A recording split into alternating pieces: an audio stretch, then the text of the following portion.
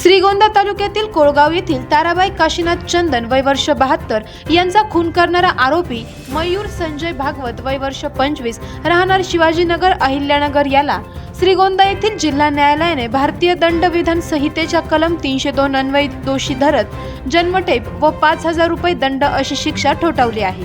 सदर खटल्याचे कामकाज अतिरिक्त सरकारी वकील पुष्पक कापसे यांनी पाहिले।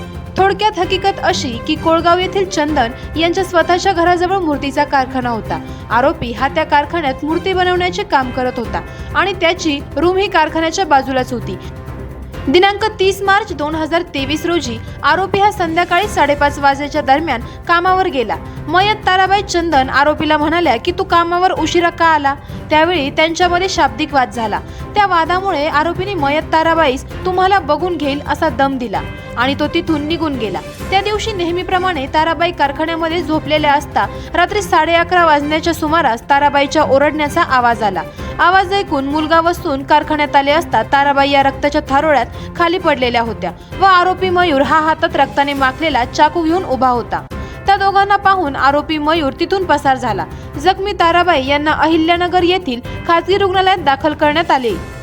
याबाबत बेलवंडी पोलीस स्टेशनला भारतीय दंडविधान संहितेच्या कलम 307 नुसार खुनाचा प्रयत्न केल्यामुळे आरोपी विरुद्ध गुन्हा दाखल केला आहे। त्यानंतर आरोपी हा कोळगाव बस स्टँडवर मिळून आला।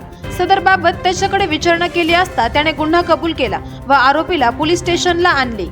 याच दरम्यान काळात उपचारादरम्यान ताराबाईंचा मृत्यू झाला आणि सदर गुन्ह्यातील भारतीय दंड संहिता कलम 302 अन्वये वाढ करण्यात आली। पुढील तपास पोलीस अधीक्षक राकेश ओलासाहेब यांच्या मार्गदर्शनाखाली तत्कालीन बेलवंडी पोलीस स्टेशनचे पोलीस निरीक्षक संजय ठेंगे यांच्या नेतृत्वात पोलीस उपनिरीक्षक चाटे यांनी केला। सदर खटला दरम्यान पैरवी अधिकारी सुजाता गायकवाड यांनी सहाय्य केले। आवाज जनतेचा न्यूज साठी प्रतिनिधी धम्म मेघा जाधव। करायचं आहे लाईव्ह कार्यक्रम किंवा आहे कसले आंदोलन जनसामान्यपर्यंत पोहोचेल आपला हक्काचा आवाज, आवाज जनतेचा। बातमी व जाहिरातीसाठी संपर्क करा स्क्रीनवर दिलेल्या नंबरवर।